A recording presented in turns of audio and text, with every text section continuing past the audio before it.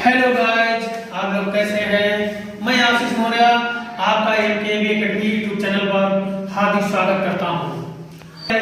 भारत में राष्ट्रवाद, जिसमें महात्मा गांधी के द्वारा चलाए गए विभिन्न आंदोलनों के बारे में पढ़ा, जिसमें बागान का आंदोलन, गुरिल्ला आंदोलन और लास्ट में कल हम लोगों ने पढ़ा था चौरी चौरा कांड, जो 5 फरवरी 1922 को हुआ था। उसमें हम लोगों ने देखा था कि जो पुलिस की शांतिपूर्ण जुलूस पर लाठीचार्ज कर दिया था, उसी में गुस्साई भीड़ ने पुलिस और गाड़ी को आग के हवाले कर दिया, जिससे महात्मा गांधी ने देखा कि अहिंसा का रूप ले रहा है, हिंसा का रूप ले धारण कर लिया है। तो महात्मा गांधी ने असहयोग आंदोलन वापस लेने का निर्णय लिया और कहा कि अब ये जो आंदोलन होंगे, तो ये जो आंदोलनकारी है इनको पहले प्रशिक्षित किया जाएगा, ट्रेनिंग दिया जाएगा, इसके बाद आंदोलन की बात होगी।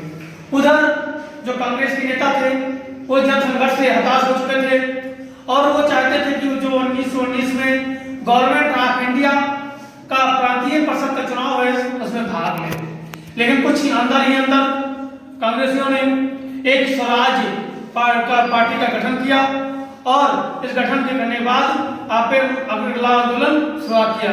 तो हम आज पहले जाते हैं, हमारा आज का पार्ट होगा स्वराज पार्टी का गठन। स्वराज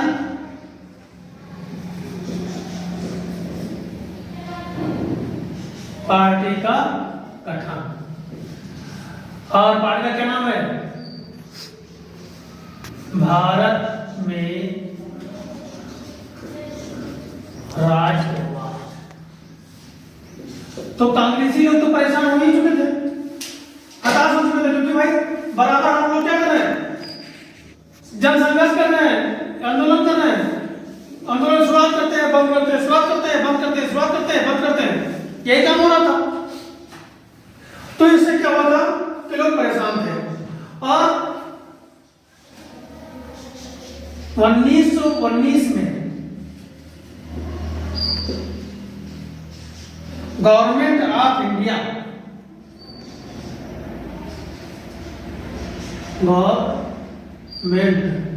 ये गलत लगा, गवर्नमेंट गलत से गवर्नमेंट ऑफ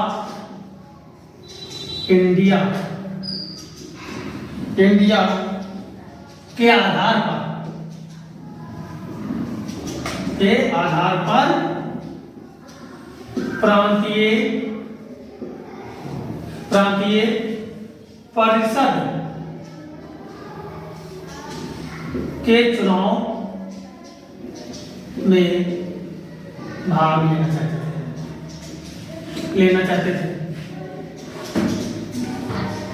ठीक, ये भाग लेने, लेकिन अंदर क्या हुआ, कांग्रेस के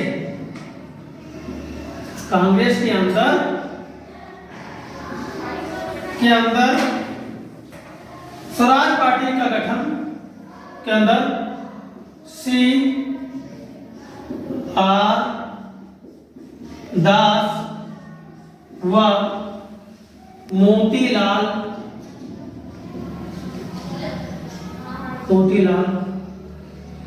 ने चुनाव में भाग लेने के लिए, चुनाव में भाग लेने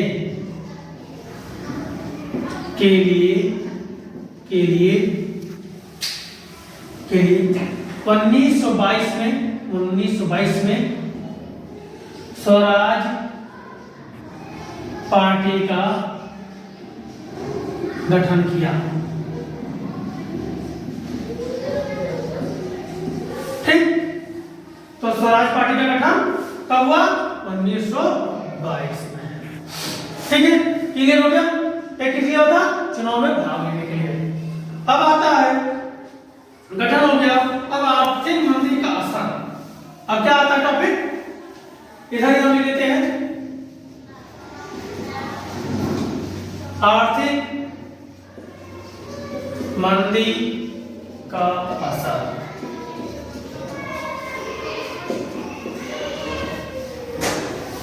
मंदी का असर, तो आर्थिक, जब हमारे यहाँ आर्थिक मंदी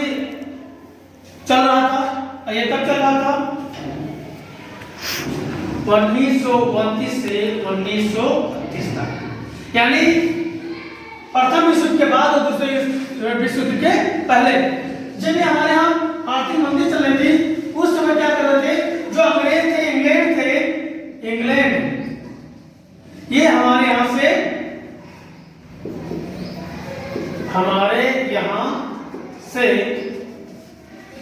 सोना लेकर जा रहे थे, सोना ले जाकर अपनी स्थिति मजबूत कर रहे थे।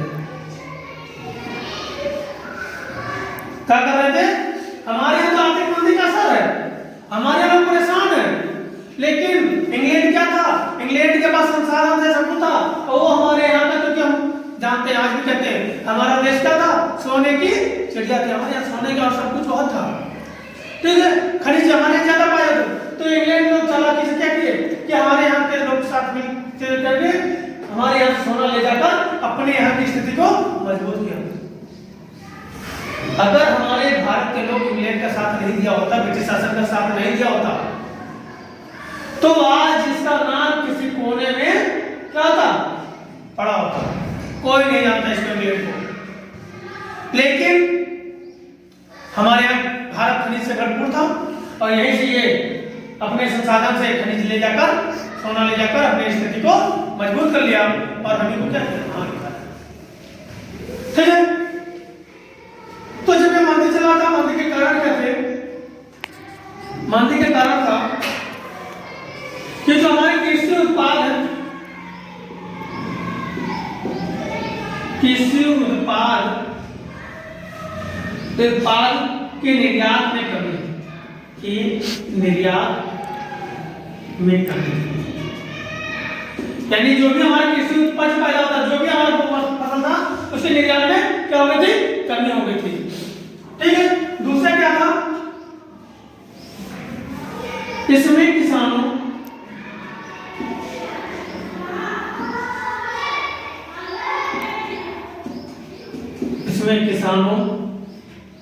को अपनी उपज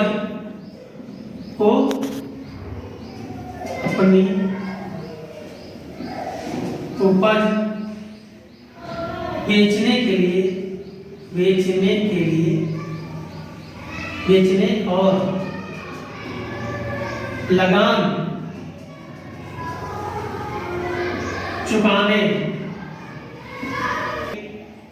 चुकाना, लगान बेचने और लगान चुकाना कठिन हो गया था, ठीक है। क्या हुआ कि आर्थिक मंदी 1929 और 1932 में चल रहा था, कृषि उत्पाद के निर्यात में कमी थी, इसमें किसानों को अपनी उपज बेचने और लगान चुकाना कठिन काम हो गया था, किसानों को भारी नुकसान हो रहा था, भारी नुकसान हो रहा, ठीक। तो ये हमारा क्या था, आर्थिक मंदी था हमारा, ठीक है। तो ये दोनों टॉपिक क्लियर हो गया, ठीक। इसके ले लीजिए, आगे जाते हैं, क्लियर हो गया। जहां पे भी आपको डाउट लगे आप कमेंट के माध्यम से हमसे पूछ सकते हैं, ठीक है। दूसरा था, और उधर क्या हुआ, ब्रिटेन में एक सरकार बदल गई है, जो टोरी सरकार का गठन होता है, और वो हमारे यहाँ संवैधानिक जांच के लिए एक समिति का गठन करती है, जो 7 सदस्यीय समिति होती है, जिसमें सर साइमन सर की अध्यक्ष बनते हैं, और उन्हीं कमीशन में हमारे यहाँ भारत आते हैं। और भारत आने पर क्या होता है कि जो हमारे भारतीय लोग थे, हमारे आंदोलनकारी थे, वो गो बैक साइमन गो पापा जाओ कमीशन के नारे लगा रहे थे, ठीक है। तो हम इसको भी देख लेते हैं, साइमन कमीशन का गठन, किसका गठन, साइमन कमीशन का गठन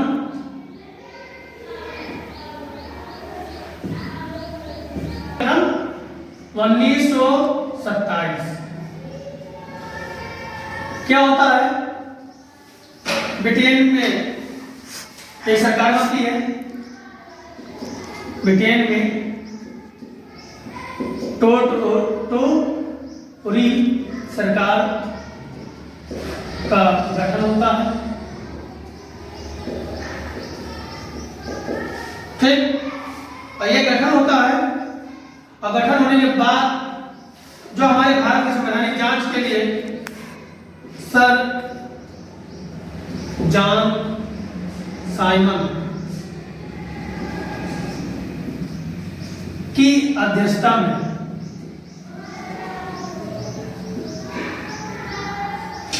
7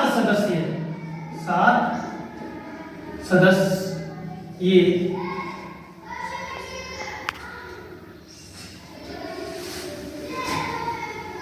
टीम का सदस्य कमीशन का गठन होता है, का गठन 27 को होता है। इसी को साइमन कमीशन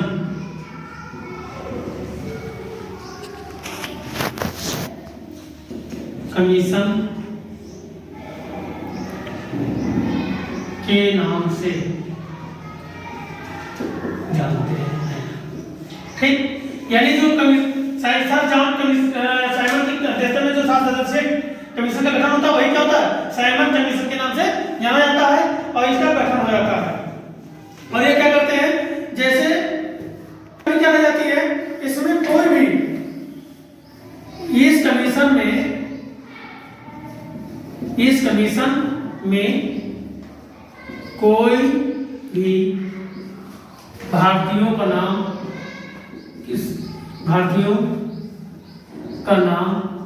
नहीं था। यानी क्या था, जो 7 सदस्यीय टीम बना था उसमें किसी भारतीय का नाम नहीं था, सब ब्रिटिश के लोगों का उस सदस्यीय टीम में नाम था। ठीक है, तो ये लोग और हो गए।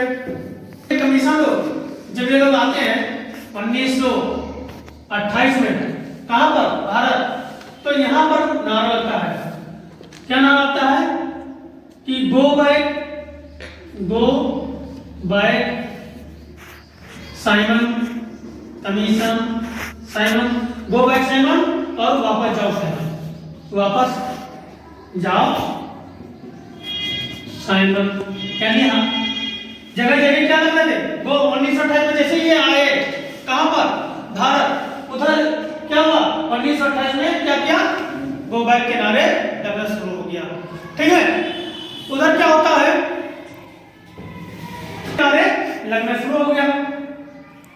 उधर ये लोग क्या किए, बिहार की स्थिति वैसे खराब थी, लेकिन ये क्या किए, बिहार के लोगों को पैसे देकर बुलाया गया, काहे लिए, स्वागत करने के लिए, क्योंकि ये लोग तो यहाँ गो बैक के नाम लगा रहे थे, और वो लोग बिहार के लोगों को पैसे यानी भाड़े पर लेकर स्वागत करने के लिए इकट्ठा किया।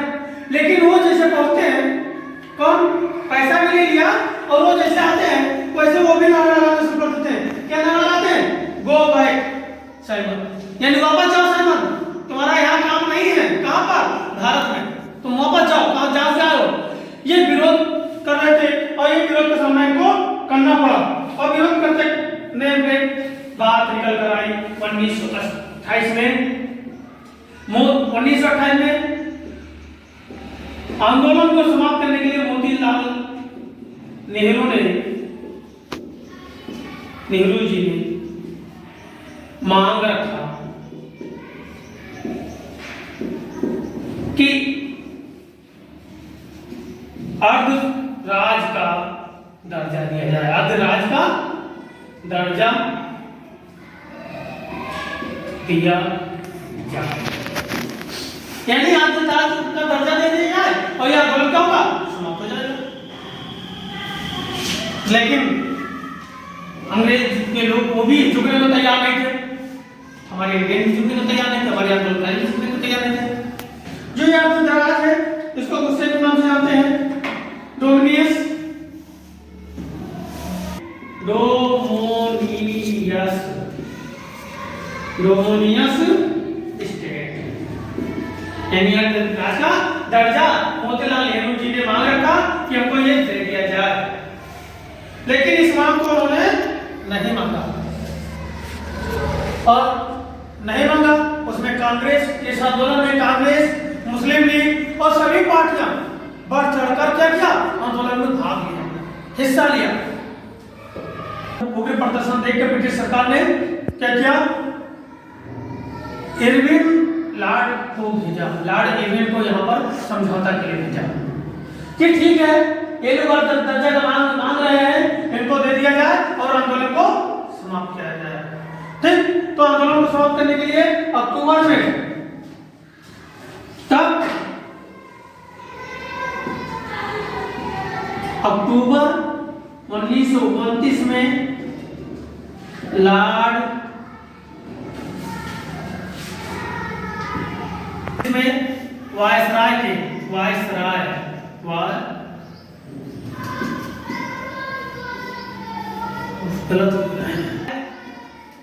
सराय के लॉर्ड इरविन को भेजा गया कि आंदोलन को समाप्त करा दिया जाए।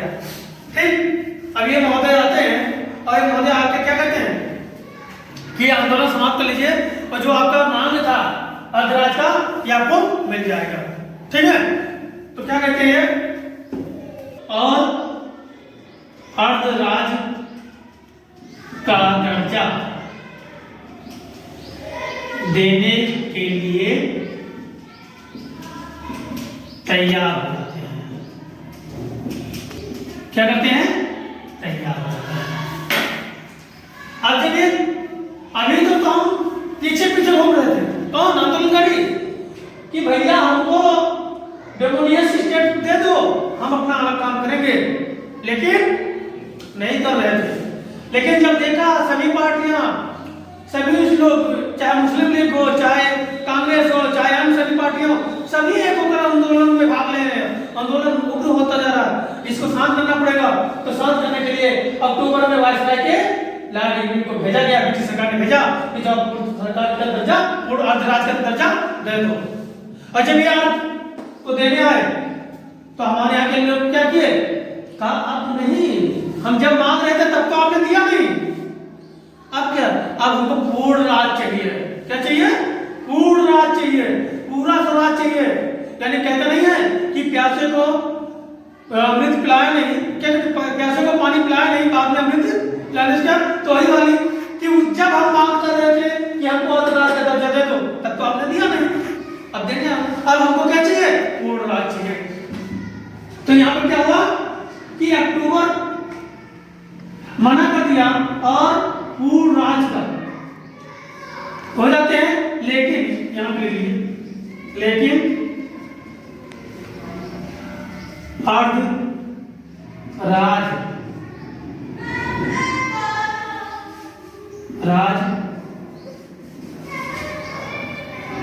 ले मांग को आप मना कर देते हैं और पूर्ण राज की मांग करते हैं, पूर्ण राज की मांग करते हैं। ठीक, क्या करते हैं, अब पूर्ण राज की मांग करते हैं। पहले तो आधे राज में हम संतुष्ट थे, लेकिन उस समय तो आपने दिया नहीं, लेकिन अब हमको क्या चाहिए, पूर्ण राज चाहिए। ठीक है, अब क्या चाहिए, पूर्ण राज चाहिए। शुरुआत कर देते हैं और शुरुआत करने के बाद अब कांग्रेस का लाहौर अधिवेशन में स्वराज, पूर्ण स्वराज का मांग उठता है। तो इसको पहले हम कर दें, हेडिंग डालेंगे कांग्रेस का लाहौर अधिवेशन, लाहौर अधिवेशन में पूर्ण स्वराज की मांग, पूर्ण स्वराज की मांग। क्या हुआ? पूर्ण स्वराज की मांग है। और जब ये पूर्ण स्वराज की मांग हुई तो इसमें क्या हुआ? ये कब हुई थी? दिसंबर 1929। कब हुआ? 1929। और किसकी अध्यक्षता में? पंडित जवाहरलाल नेहरू। और इन्हीं को क्या बनाया? इनको क्या बनाया गया? अध्यक्ष। क्या बनाया गया? अध्यक्ष। और पूर्ण राज का यानी पूर्ण स्वराज, पूर्ण स्वराज का क्या किया? इन्होंने घोषणा कर दिया। क्या किया? पूर्ण स्वराज की घोषणा कर दिया, यानी अपने आप को स्वतंत्र घोषित कर दिया। क्या हुआ कि कांग्रेस का लाहौर अधिवेशन 29 दिसंबर 1929 में शुरू होता है। उसमें पंडित जवाहरलाल नेहरू को अध्यक्ष बनाया जाता है और पूर्ण राज्य का स्वतंत्र क्या किया जाता है? स्वतंत्रता दी जाती है। और ये स्वतंत्रता मिलने के बाद 26 जनवरी 1930 को 30 के दिन स्वतंत्रता दिवस रावी नदी के किनारे, रावी नदी के किनारे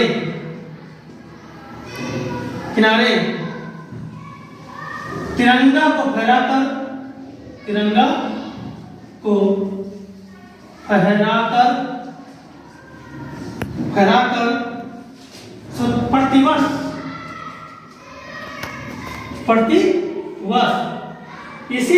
प्रतिवर्ष इसी दिन स्वतंत्रता दिवस मनाने की शपथ ली।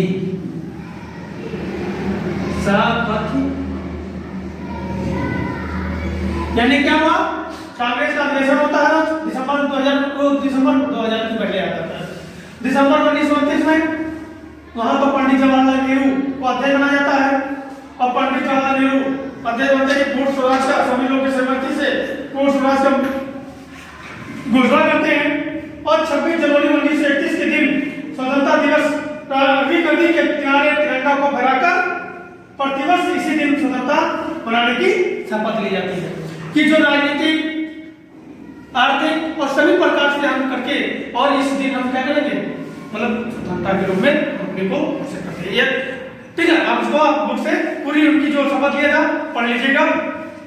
ठीक है, तो इस समय हम लोग जानते हैं कि 26 जनवरी को हम लोग क्या मनाते हैं?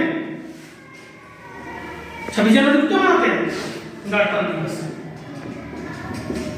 गणतंत्र दिवस। जबकि हम सभी लोग जानते हैं कि हमारा संविधान कब बनकर तैयार हुआ था? 26 नवंबर 1949 में। यानी कि तो 2 महीने देर क्यों किया? देर इसीलिए किया था 26 जनवरी को क्योंकि ये दिन हमारा महत्वपूर्ण दिन था। ये दिन क्या था? महत्वपूर्ण दिन था क्योंकि यही दिन था कि 26 जनवरी 1930 को हम पहला स्वतंत्र अपने को घोषित किया था। क्या था? अपने आप को 26 जनवरी 1930 को उस दिन अपने आप को स्वतंत्र घोषित किया गया था। इसीलिए ये 26 जनवरी महत्वपूर्ण दिन था। अब इसको हम लोग कैसे भूल जाए? अगर इस दिन हम कुछ काम ना करें तो ये दिन हमारा क्या हो जाएगा? लोग भूल जाएंगे, लोग समझेंगे नहीं। ठीक, इसीलिए जो हमारे संविधान नेता थे, सभी लोग जो समिति थी, सभी लोगों ने कहा ये 26 नवंबर 1949 को बनकर तैयार हो गया, कोई बात नहीं, बन गया, सब कुछ अच्छा है, लेकिन इसको हम कब लागू करेंगे? 26 जनवरी 1950 को। क्यों? क्योंकि ये जो 26 जनवरी है ये हमेशा के लिए स्मरणीय रहेगा। क्योंकि इसी दिन हम पहला स्वतंत्र का घोषणा किए हैं। ठीक, वैसे तो हमारा देश 15 अगस्त 1947 को आजाद हुआ। एक दिन स्वतंत्र होना तो एक दिन आजाद हुआ, लेकिन घोषणा कब अपने आप को किए थे? पूर्ण स्वराज की मांग को लेकर किस दिन किए थे? 26 जनवरी 1930 को। तो ये दिन हमको याद स्मरण रखने के लिए हम 26 जनवरी को संविधान लागू किए थे। क्लियर हो गया? तो ये क्या था? तो दिन शपथ लिया था और पूर्ण स्वराज का नाम किया था। ये सारी बातें हो गई और हमने उनकी मांग को ठुकरा दिया, वो अधिराज की मांग को ठुकरा दिया। तब क्या हुआ कि हम सविनय अवज्ञा आंदोलन की ओर बढ़े। क्या हुआ? सविनय अवज्ञा आंदोलन, यानी हम सविनय क्या था कि हम विनम्र पूर्वक सारे कानून को तोड़ते हुए आगे बढ़े। अभी तक क्या था?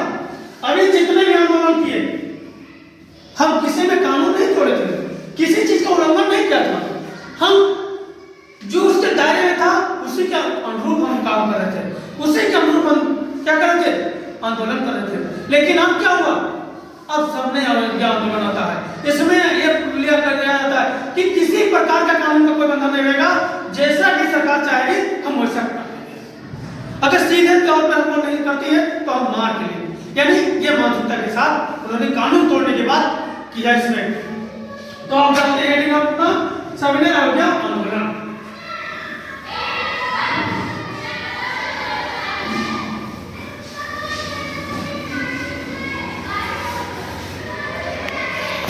हेडिंग क्या हमारा? सविनय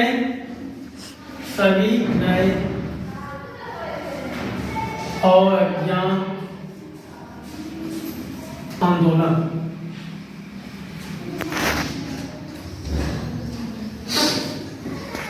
उधर जो मांग था वो मांग को ठुकरा दिया गया था।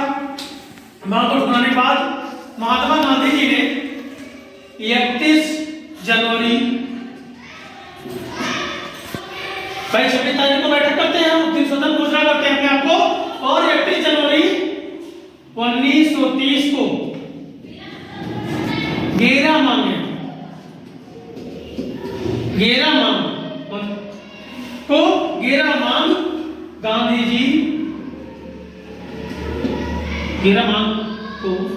गांधी जी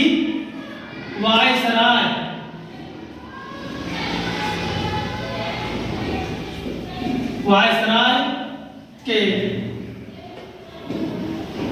इरविन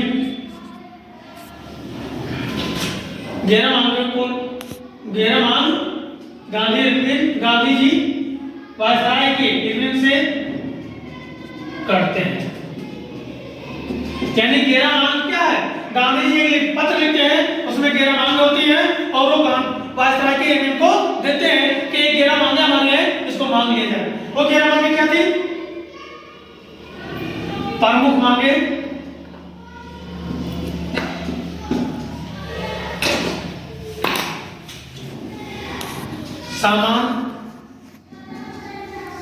सामान कुछ थे, साथ में उद्योगपतियों के थे, सामान नियम थे, उद्योग पतियों से समस्या और किसानों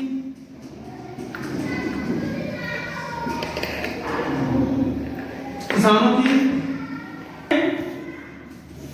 नमक पर लगे कर को समाप्त करने की। ठीक, तो ये इतनी मांग को लेकर गांधी जी क्या करते हैं?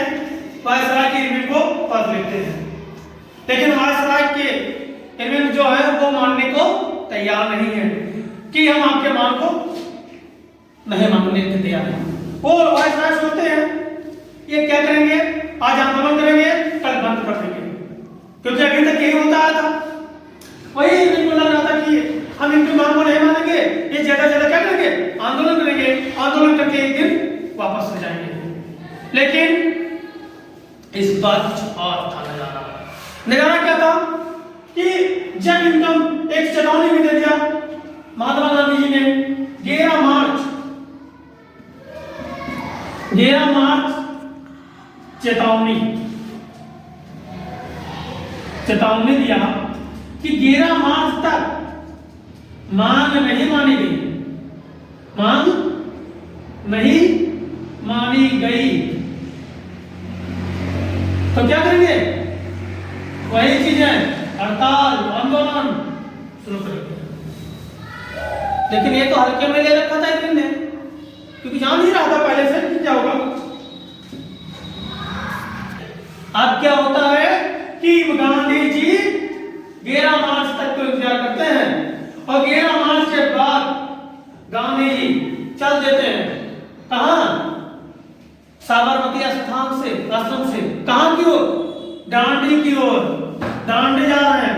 डांडी क्यों जा रहे हैं? डांडी कहां है? अरब सागर के स्थित है। डांडी समुद्र के किनारे है जो अरब सागर में है।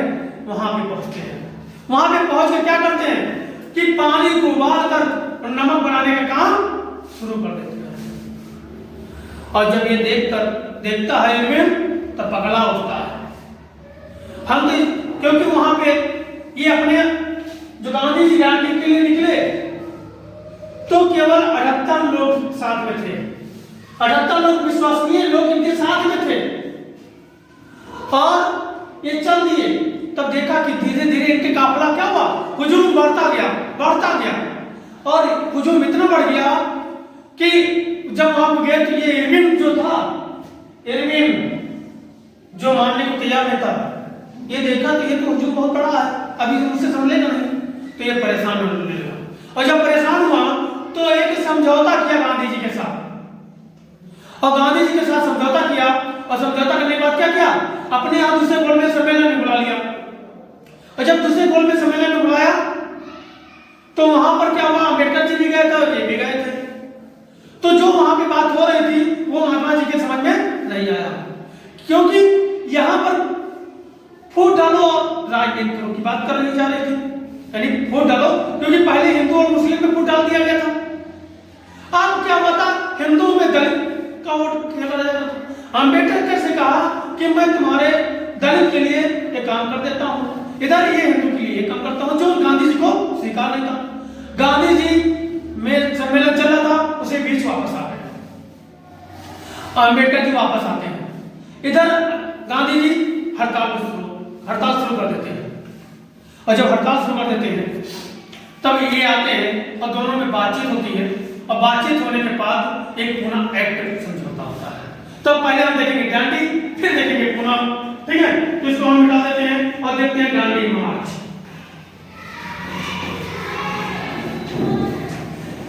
अगर आप लोगों को समझ में आ रहा है, वीडियो अच्छा लग रहा है तो लाइक कर दें, कमेंट कर दें, साथ में चैनल को सब्सक्राइब नहीं किया तो सब्सक्राइब कर लें और अधिक से अधिक शेयर कर लें, क्योंकि अगर इसमें कंजूसी करें तो बहुत बेकार है, कंजूसी नहीं करना, ठीक है। तो लाइक और कमेंट अवश्य करना है। और आइए हम करते हैं डांडी की यात्रा। क्या करेंगे? डांडी यात्रा 12 मार्च से 6 अप्रैल 1930, यानी 12 मार्च 1930 से, यहां डाल लेना, मैं कंफ्यूजन कर दूंगे, 1930 से 6 अप्रैल, ठीक है। इतिहास को क्या करना है? इतिहास को हमको याद नहीं करना है, इतिहास को हमको समझना है। महात्मा गांधी क्या कर रहे थे? अरे घूम रहे थे, आंदोलन कर रहे थे, उन्हीं के साथ हम लोग भी आंदोलन करें ना। कल्पना करिए कि हम महात्मा गांधी के साथ आंदोलन में चल रहे हैं, इसको समझते हैं और समझने से आपको बेहतर लग जाएगा, ठीक है। तो याद नहीं करना है, आपको क्या करना है, इसको समझना है, रटना नहीं है, समझना है, समझने पर बल देना है। जैसे जैसे हम लोग पढ़ते, जैसे हमने चंपारण की खेती बताया, तो उसको क्या करना, समझना है। महात्मा गांधी के साथ टूर, यानी जान लो कि हम टूर जा रहे हैं, भ्रमण में जा रहे हैं, महात्मा गांधी के साथ टूर पे हो लो और सारी चीजों को देखते हुए चलो। वैसे हम लोग जब से भारत के में राष्ट्र पढ़ना शुरू किया तो महात्मा गांधी के साथ ही हैं। चंपारण सत्याग्रह पहले देखा, फिर लॉयर देखा, खिलाफत आंदोलन देखा, खेड़ा आंदोलन साथ साथ घूम ही रहे। अब कहाँ पहुंच गए? मतलब उनके दांडी यात्रा पहुंच गए हैं। और दांडी यात्रा महात्मा गांधी ने क्या किया? महात्मा गांधी जी साबरमती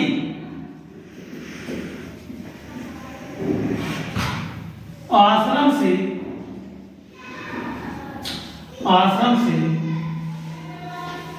से दांडी यात्रा प्रारंभ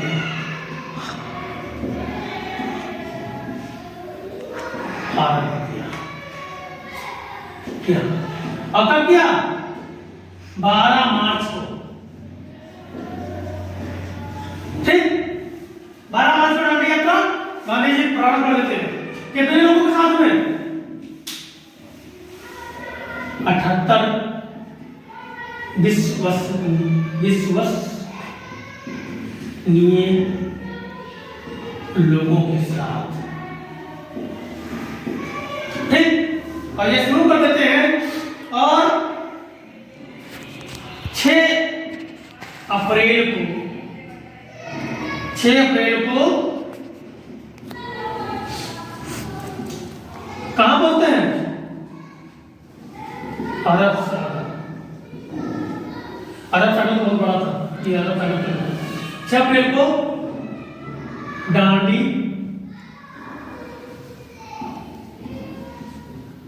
स्थान पर पहुंच जाते हैं।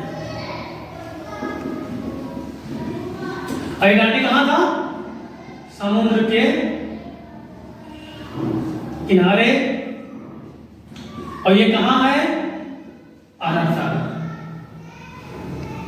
याद रखिए, अरब सागर यानी हमारा गुजरात कहां है? अरब सागर। ये दांडी कहां था? गुजरात में था। याद रखिएगा, क्योंकि ये परीक्षा में और मानचित्र में पूछ लेगा। महात्मा गांधी ने नमक तोड़ आंदोलन कहां से शुरू किया था? उस चेन को दर्शाते हुए बताएं।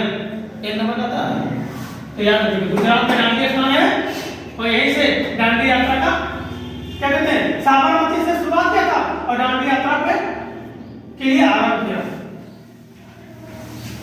ठीक है, कहने के बाद क्या कहते हैं कि जो अंग्रेज द्वारा कानून बनाया गया था उसका उल्लंघन शुरुआत कर देते हैं। तो यहाँ पे एक क्रेडिट डालें हम लोग इधर। इसका स्वरूप क्या था? स्वरूप यानी किसका? सविनय अवज्ञा आंदोलन का। ये उसी का पार्ट है। ये सविनय अवज्ञा आंदोलन का स्वरूप।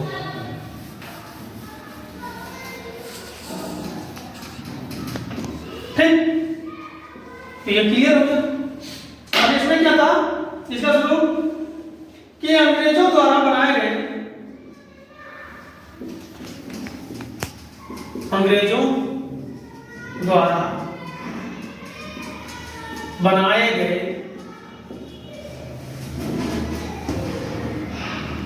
कानूनों का उल्लंघन।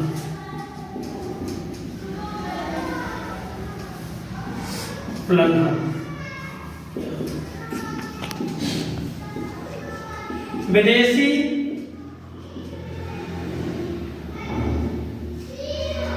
वस्तुओं का बहिष्कार। ठीक है, क्या क्या जो अंग्रेजों द्वारा कानून बनाया गया था उसको उल्लंघन कर दिया, विदेशी वस्तुओं का बहिष्कार कर दिया, कभी सरकारी संस्थाओं का भी बहिष्कार। ठीक, साथ में गांव में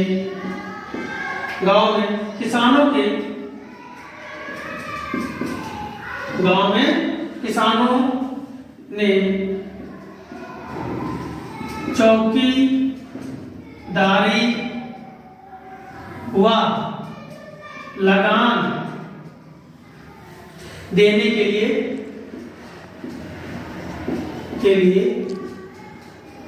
मना कर दिया। ठीक, क्या क्या इसका जो स्वरूप था गांधी का, क्या अंग्रेजों द्वारा जो बनाए गए थे कानून, उसको क्या क्या उल्लंघन कर दिया, विदेशी वस्तुओं का बहिष्कार कर दिया, सरकारी संस्थाओं का बहिष्कार कर दिया। गांव में जो किसान लोग थे जो चौकीदारी करते थे और उससे लगान चौकीदारी करने से मना कर दिया और लगान देने से यानी लगान कर राजस्व देने से मना कर दिया। ठीक है, और ये समुद्र किनारे अरब सागर में पहुंचकर क्या किए, पानी को उबाल कर नमक बनाना शुरू किया।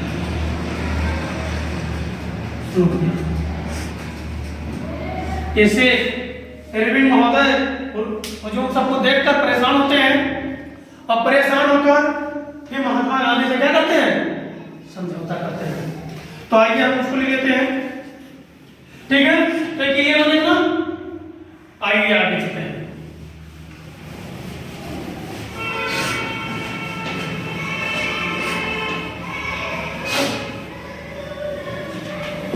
यहां भी चल रहा था और जो महात्मा गांधी जी के विश्वसनीय थे उन कौन, अब्दुल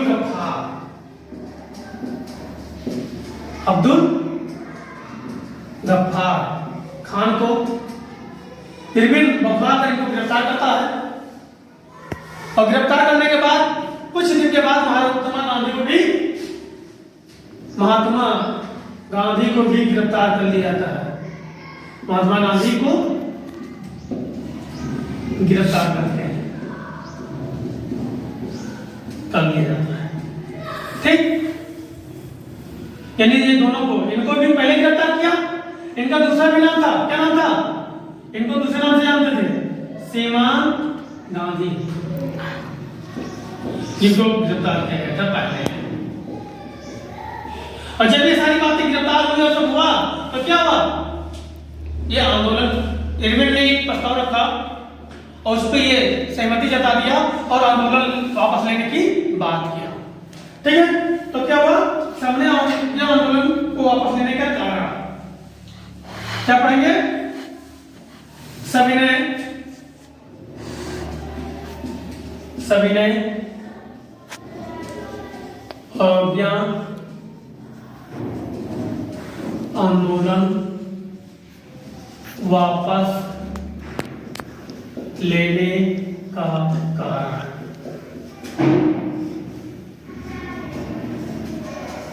क्या कारण था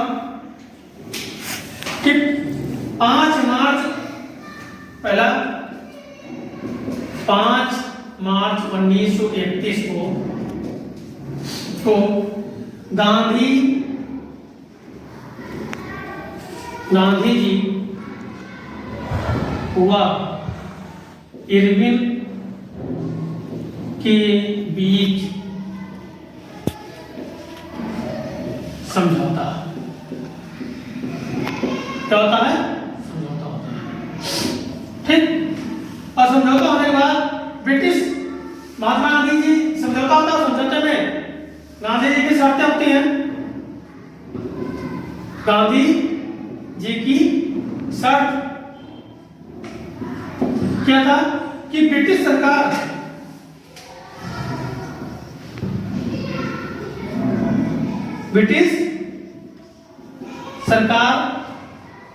राजनीतिक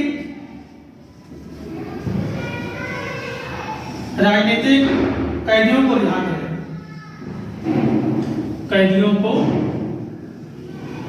करे, ठीक। दूसरा, नमक बनाने की अनुमति दी, यानी क्या करें, नमक बनाने का अधिकार। ठीक, तो ये क्या थे, ये प्रमुख सब थे। धरना प्रदर्शन करने की धरना प्रदर्शन करने की छूट।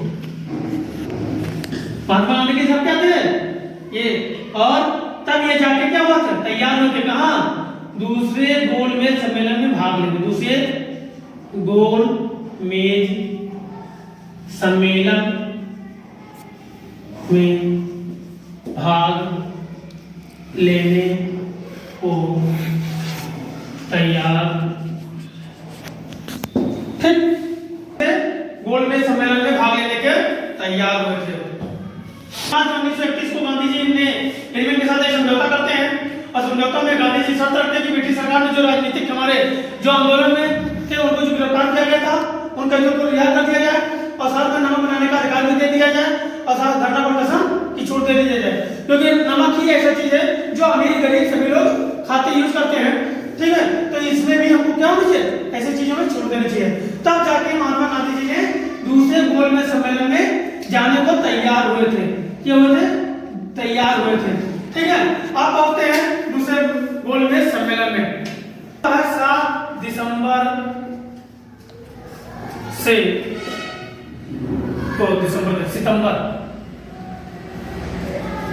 सितंबर से 1 दिसंबर ठीक 1931 ये गोलमेज सम्मेलन शुरू होता है। दूसरे गोलमेज सम्मेलन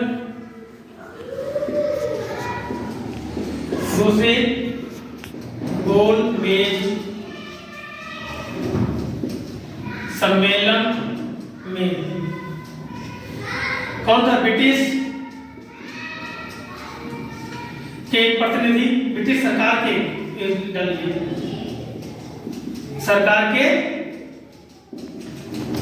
प्रतिनिधि।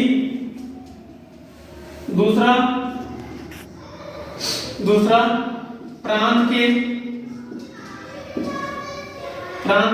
के प्रतिनिधि, प्रांत की सरकार डाल दीजिए, सरकार छोड़ दिया, प्रांत सरकार के प्रतिनिधि। ठीक, और ये कहां पे थे, एक मिनट, इस गण के भारतीय प्रांत के प्रतिनिधि, ये सही है। दूसरा भारतीय रियासत के प्रतिनिधि दूसरे गोलमेज सम्मेलन में भाग लेते हैं। तो गोलमेज सम्मेलन है क्या, एक गोल क्या होता है, मेज होता है, उसी के चारों ओर सभी लोग बैठते हैं, सारे प्रतिनिधि बैठते हैं और ये सारी बातचीत होती है। और यहां से महात्मा गांधी जी व अंबेडकर जिस सम्मेलन में भाग लेने पहुंचे थे, कहा, लंदन, दूसरे गोलमेज सम्मेलन कहाँ होगा, लंदन में, तो वहीं पर पहुंचे थे। ठीक है, अब पहुंचते हैं, शुरू होता है, महात्मा गांधी और अंबेडकर जी पहुंचते हैं, साथ में सम्मेलन शुरू होता है। तब यहाँ पर फूट डालो राजनीतिकों की नीति अपनाती है ब्रिटिश सरकार और यहाँ गांधी जी से कहता है कि आपके दलित प्रतिनिधित्व में अलग कर देता हूँ, अलग आपको करता हूँ। तो इससे महात्मा गांधी जी सहमत नहीं होते हैं, और जब सहमत नहीं होते हैं तो क्या करते हैं, ये दूसरे गोलमेज सम्मेलन से वापस चले आते हैं। ठीक है, जब वापस आते हैं तो जब वहां पे गोलमेज सम्मेलन समाप्त होता है तो अंबेडकर जी वापस आते हैं, और जब वापस आते हैं तो दोनों में बातचीत होती है, और बातचीत होने के बाद एक समझौता होता है। कौन सा समझौता, पुनः एक समझौता। तो आप इसको देख लेते हैं, इसको पहले रख लेते हैं।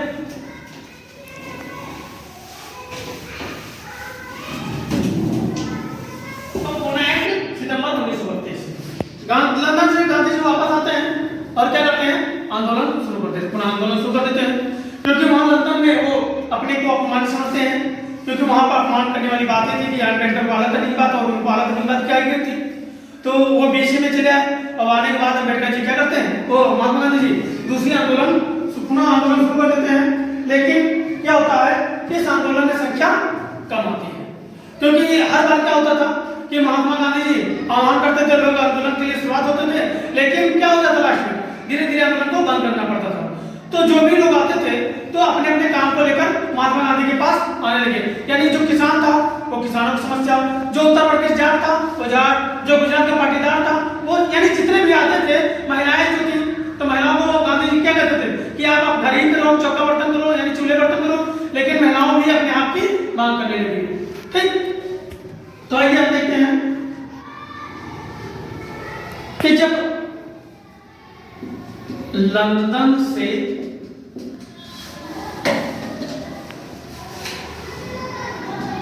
वापस आकर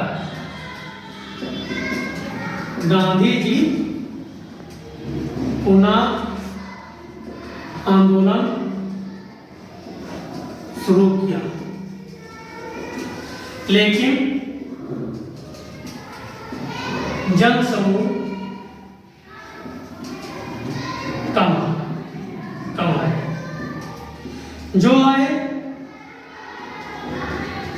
जो भी आए अपने अपने मांग लेकर आए,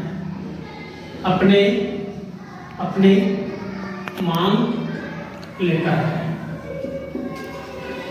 क्या ये लोग जो भी आते हैं ये अपनी अपनी मांग लेकर आते हैं, जिसमें कौन आया?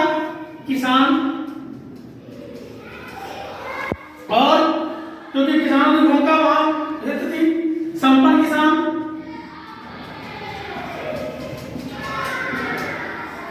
साथ में व्यापारी लोग, व्यापारी आए, व्यापारी, मजदूर, महिलाएं, यानी ये सभी लोग आए, और सभी लोग आकर क्या मांग लेकर आए। किसान का क्या था? उनसे लगा दिया जाता है, उसको माफ कर दिया जाए। संपन्न किसान यानी जाट और ये जो थे वो अपने आगे मांग रहे थे। व्यापारी जो थे ये विदेशी आयाती जात की मांग कर छोड़ चाह रहे थे। साथ में जो मजदूर था वो भी अपनी मांग कर रहा था, महिला भी अपने रोजगार की मांग कर रहे थे। ठीक है, तो ये क्या था? कनेक्ट था। साथ में संज्ञा उनका की जो सीमाएं थी क्या था? सविनय और अज्ञा आंदोलन की सीमाएं। ठीक, और क्या सीमाएं थी कि 1930 में जो अछूत थे, अछूत ये अपने आप को क्या कहने लगे? दलित या उत्पीड़ित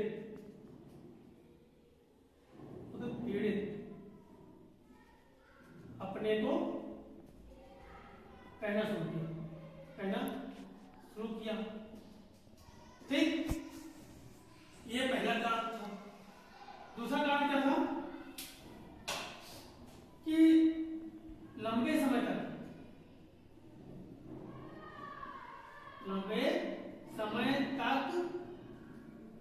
कांग्रेस में रूढ़वादी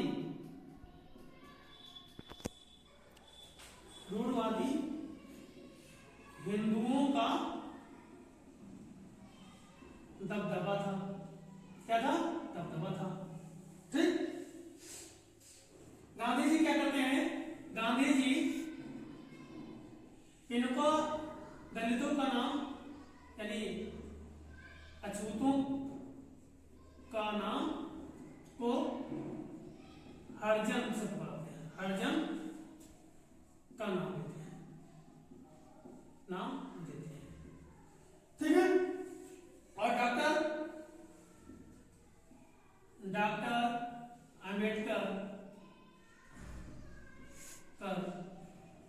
जी ने 1930 में दलितों के लिए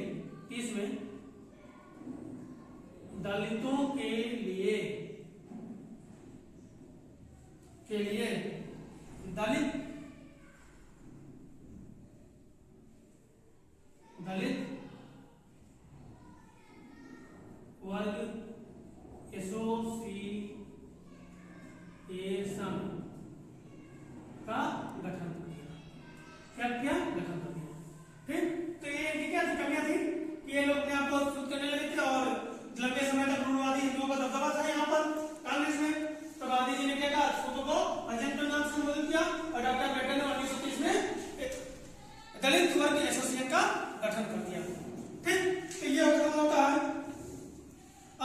वर्ग की समस्या, तो मुस्लिम वर्ग भी अपनी अलग अलग क्या करते हैं, दूसरा हेडिंग क्या आता है,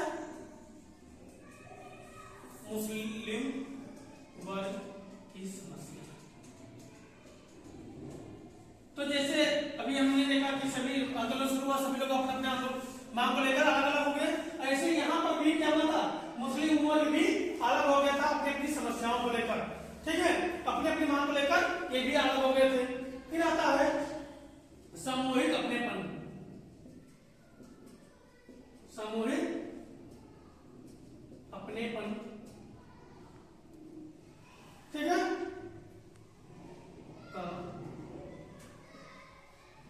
का भाव। तो अपनेपन का यानी समूह कैसे अपनेपन का आएगा, तो सांस्कृतिक कविताएं, लोक कथा, लोक नृत्य, लोक कथाएं,